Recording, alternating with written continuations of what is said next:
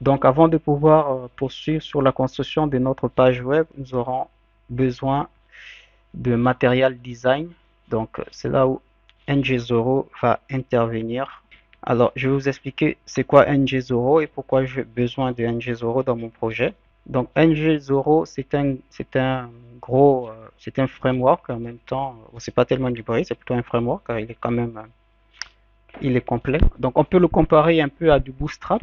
Alors, donc, pourquoi nous aurons besoin de NG0?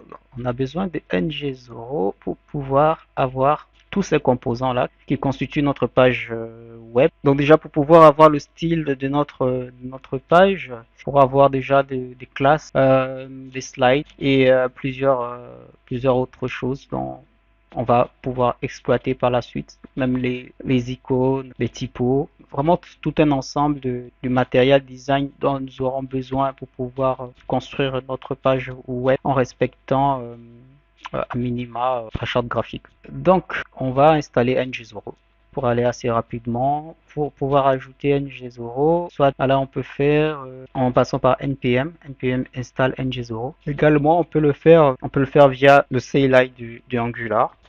Moi, je pense pas que j'ai installé le CLI d'Angular, donc je vais passer par npm. Donc par npm, je vais installer ng0 à mon projet. Voilà, npm install ng0.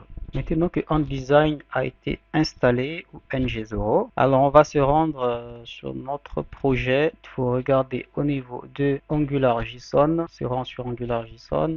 Ensuite, au niveau de style, ensuite, au niveau des styles, on les ajoute ici, et j'enregistre. Et si je veux voir que ça marche, je dois le tester avec l'utilisation d'un composant en design. Donc, si je vais tester le bouton pour voir si il a été correctement installé, donc il doit tenir compte du style et il doit pouvoir m'ajouter le composant. Alors, voici comment utiliser le composant d'NG0. Donc, il faut importer le module depuis notre application.